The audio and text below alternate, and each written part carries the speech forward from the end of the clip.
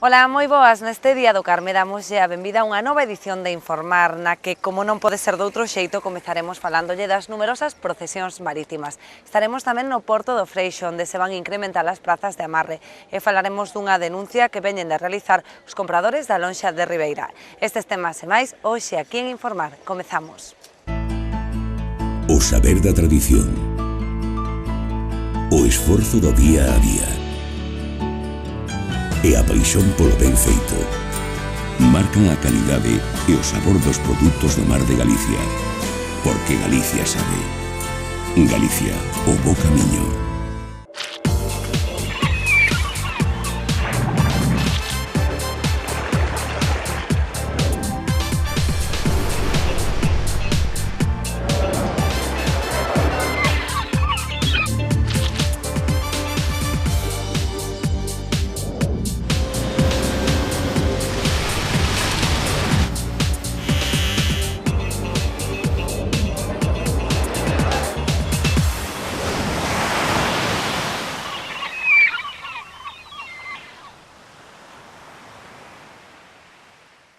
Os compradores da lonxa de Ribeira denuncian a venda a particulares, exixen un maior control no acceso ao recinto e a obriga de presentar o carné de comprador autorizado para adquirir produto na rula. O Porto Deportivo do Freixo en Outes contará con 26 novas prazas de amarre. Portos de Galicia estuda ademais a instalación dun novo pantalán que suporía outros 25 atraques. Un ano máis, Cabo de Cruz volverá a ser o porto de saída da ruta xacobea Mar de Arousa e Ulla. A conmemoración do traslado dos restos do apóstolo acada xa a súa 31ª edición.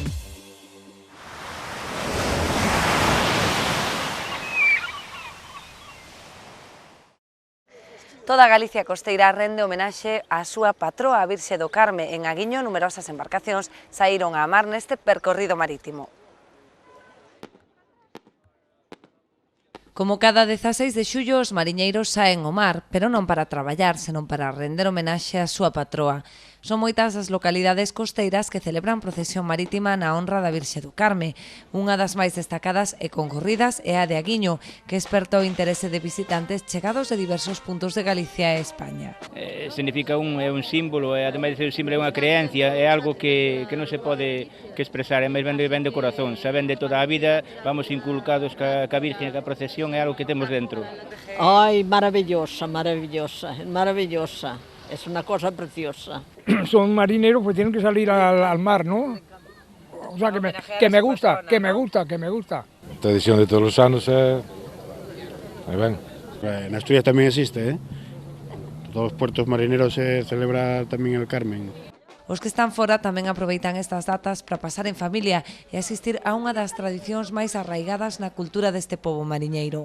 Tengo moitos anos fora de aquí, pero bueno, sempre é agradable vir para ver a procesión da Virgen do Carme, moi agradable. Non foi esta a única imaxe da Virxe Mariñeira que percorreu a ría. Outras localidades como Cabo de Cruz ou Muros saíron tamén en procesión para render homenaxe á patroa do mar. Falamos agora da publicación do decreto polo que se dá por terminada a regulación dos parques de cultivo de carril. O Diario Oficial de Galicia publicou este luns o decreto polo que se dá por rematada a revisión dos parques de cultivo de moluscos de carril e se conceden 1.168 títulos definitivos aos titulares de concesións provisionais. A Consellería do Mar considera regulada así a situación de 1.280 parques, mentres que as parcelas restantes quedan declaradas vacantes. No caso desas vacantes, o decreto establece o regulamento polo que se rexerá o outorgamento de concesións para a súa explotación. Serán outorgadas pola Consellería do Mar en réxime de concesión de actividade pro exercicio da acuicultura na zona marítimo terrestre. O decreto entrará en vigor no prazo dun mes a contar dende o pasado luns 13 de xullo. A Asociación de Minoristas de Ribeira, Bertorella, denuncia a venda ilegal a compradores non autorizados. Por esta razón piden máis controis nos accesos á lonxa. Non é a primeira vez que os minoristas denuncian a competencia desleal que supón a venda de peixe e marisco a compradores non autorizados. Compra máis barato que nós, porque eles non pagan IVAs ningún, non pagan nada. Incluso a nós cobran os envases das caixas. Cobran o alquiler, moitas veces son base, eles collen un envase, tiran con eles, non pagan alquiler, non pagan IVA, non pagan nada. E moitas veces eu tropézome con xente vendendo pola carretera, con coches sin estar isotermos, en fin, claro que é unha competencia desleal. Hai un ano, o Concello obrigou a identificar a todos os operadores autorizados a comprar mediante un carné. Sen embargo, esta medida, sen os controis necesarios, non está a surtir efecto. Eso levamos máis de 30 anos co mismo, e non hai forma de solucionalo. A primeiros do ano pasado, tivemos unha reunión eu e máis 3 compañeiras miñas co alcalde, e prometeunos que isto que quitaba, volvendo a facer os carnés todos, cousa que fixemos 300 compradores, quedámonos sin os cartos, os carnés que eran intransferibles, e intransferibles o carné ven sin fotografía ninguna, ven co nombre e co número, pero nada máis. Nadie na lonxa neste momento leva o carné posto, véndese a todos os particulares, aquí hai xente incluso do propio Concello comprando aquí dentro, e non sei, a nós exígenos unha documentación, que penso que todos os meus compañeiros e máis eu a temos. Eu creo, falo desde nombre da nosa asociación Bertorella, en nombre de todos, de que isto de que o cambien dunha vez, ou moitos puestos vamos a ter que pechar. Ahora estamos no verano, temos algo máis de venta, pero despois de agosto veñen as vacas flacas e vamos ter que cerrar moitísimos puestos. Dende Bertorella denuncian que a presenza de compradores particulares é constante, especialmente nas épocas de maior venda como Nadal ou verán, dificultando mesmo o labor dos compradores autorizados. Compran igual porque isto é un xo, vense aquí un día á tarde e moitas veces os compradores non temos por onde pasar. Incluso nós xa somos bastantes, pero se temos outro público extra, nós temos un momento tamén de comprar, de guardar a mercancía, de tal.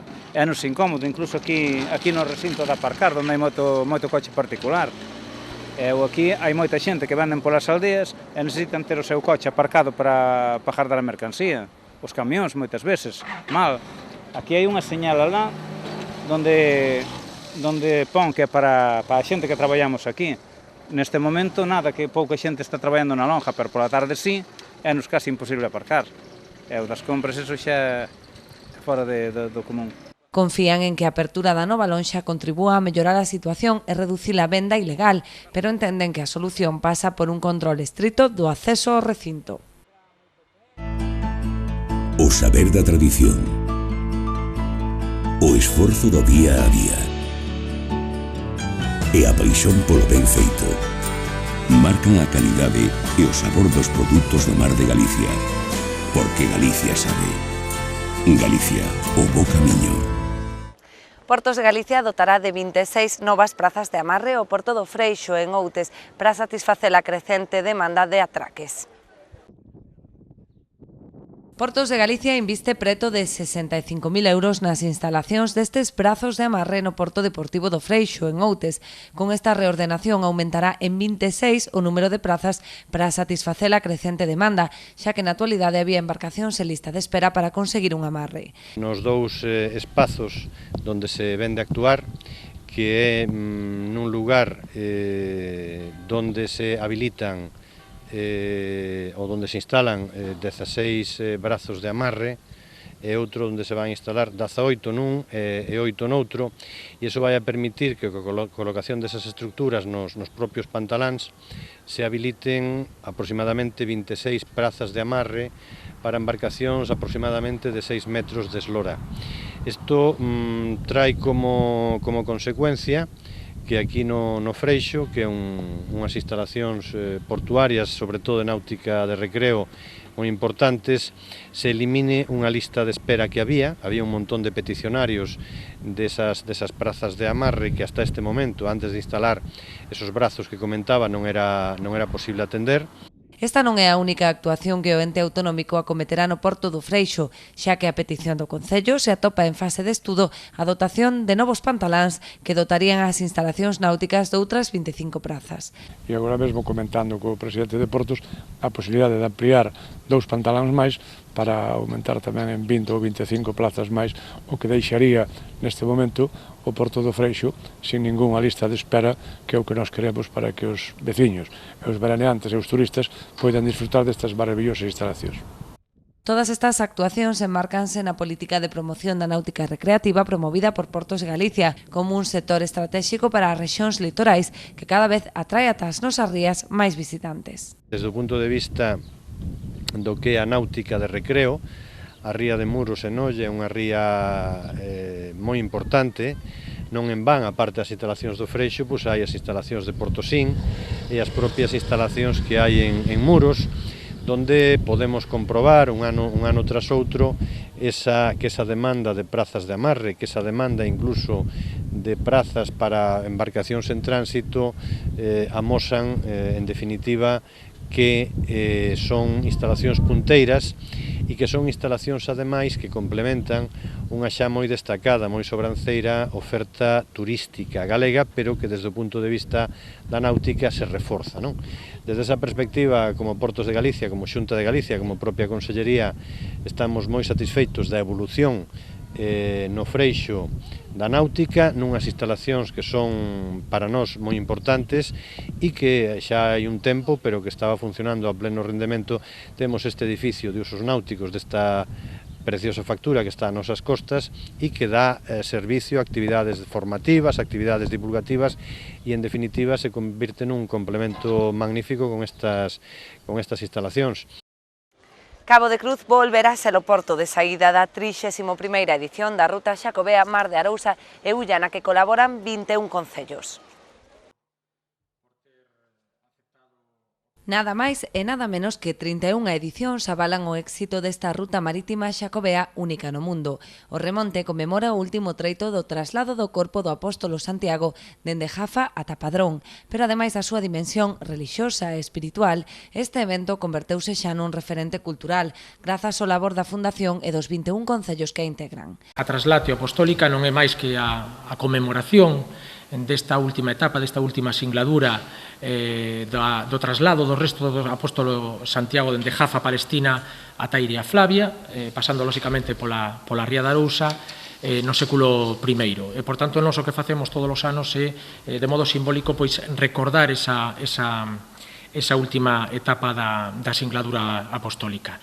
Pero a propósito da traslatio, a traslatio é ademais un pretexto para facer outro tipo de actividades que levan á promoción tanto turística como cultural como económica dos concellos que forman a Ría de Arousa e o río Ulla. O porto de saída volverá a ser Cabo de Cruz, onde partirán este sábado ás 4 da tarde 2 catamaráns e numerosas embarcacións particulares que se suman á ruta.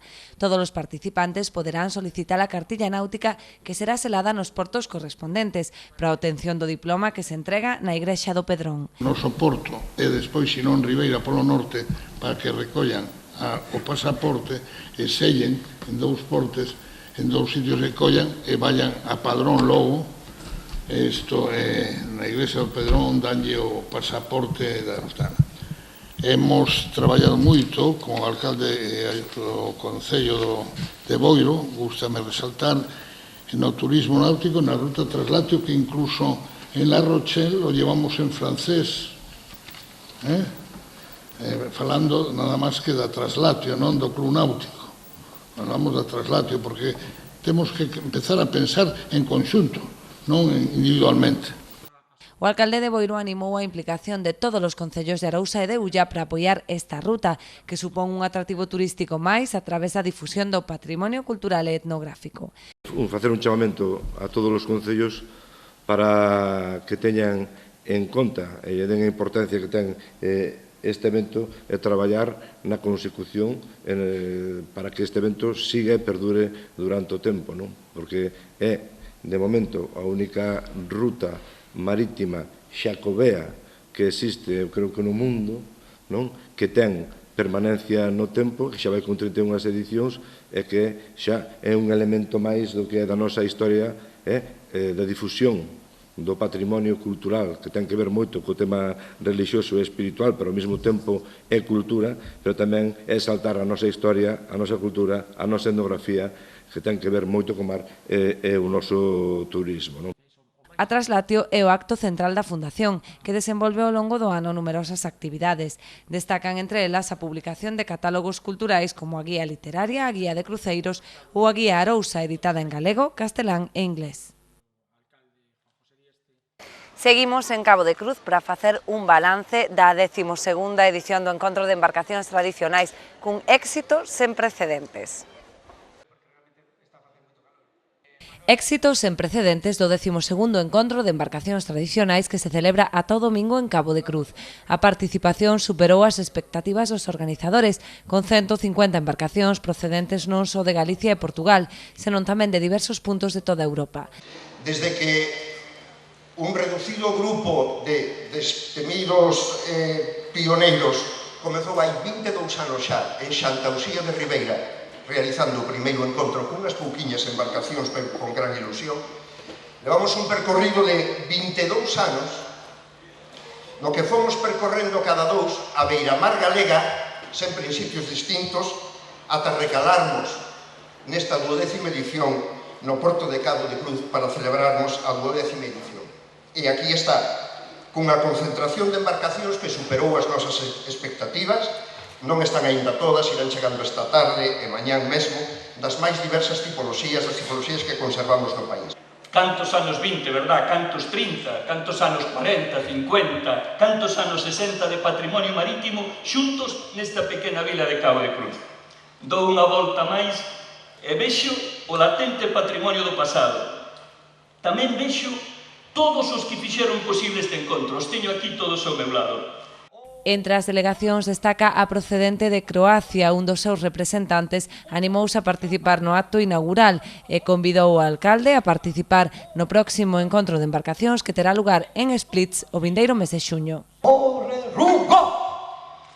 Navigar necesse! Vivere! Non.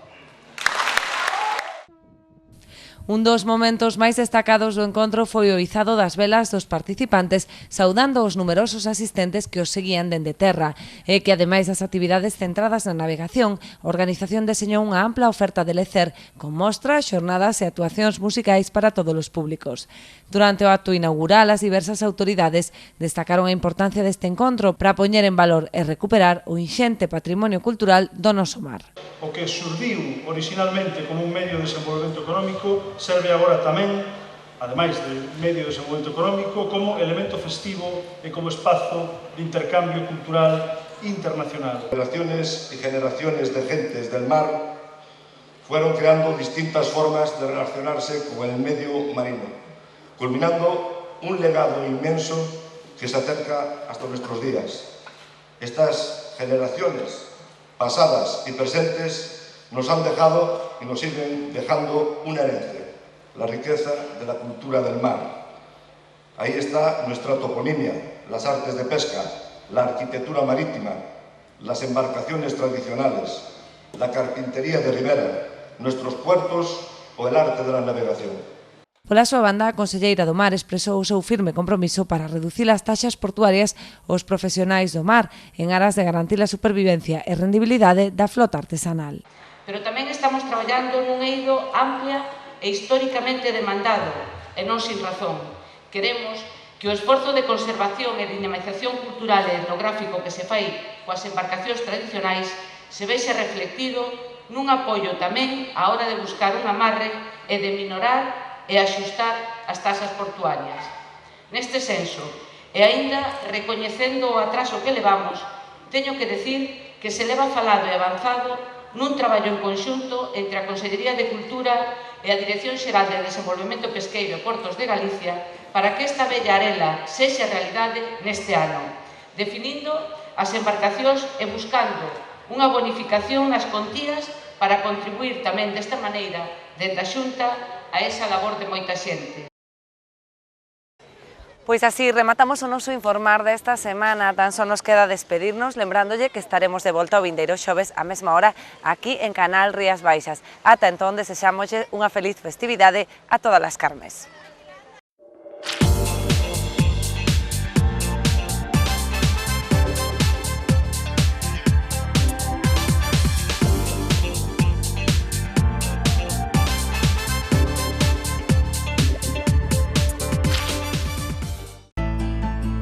O saber da tradición,